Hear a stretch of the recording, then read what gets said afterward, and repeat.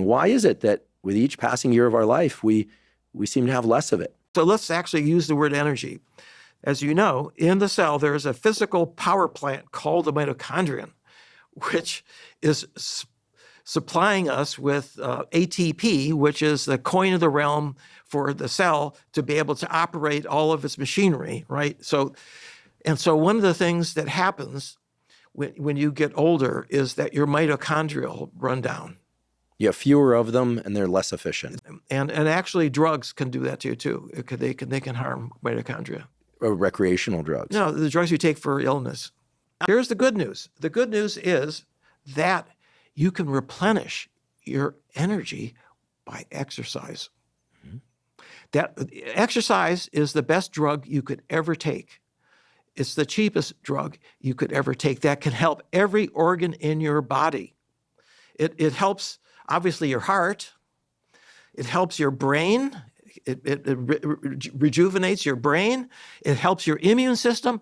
Every single organ system in the body benefits from regular exercise. I run on the beach every day at the Salk Institute.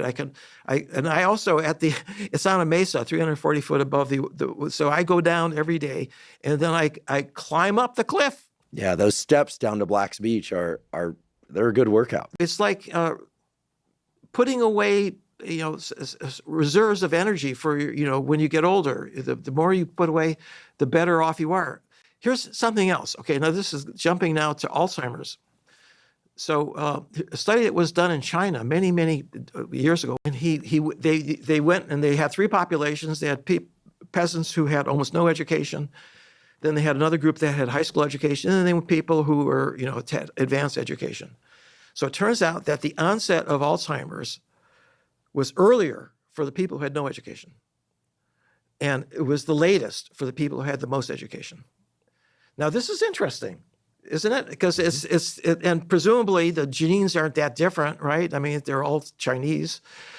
So one possibility, and obviously we don't really know why, but one possibility is that the more you exercise your brain with education, the more reserve you have later in life.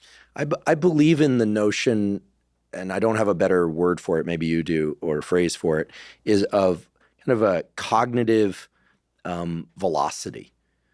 I sometimes will play with this. I'll read slowly, or I'll see where my default pace of reading is at a given time of day, and then I'll intentionally try and read a little bit faster while also trying to retain the knowledge I'm reading. Right. So I'm not just reading the words, I'm trying to absorb the information. And you can feel the energetic demand of that. Oh, yes. And then I'll play with it. I'll kind of back off a little bit.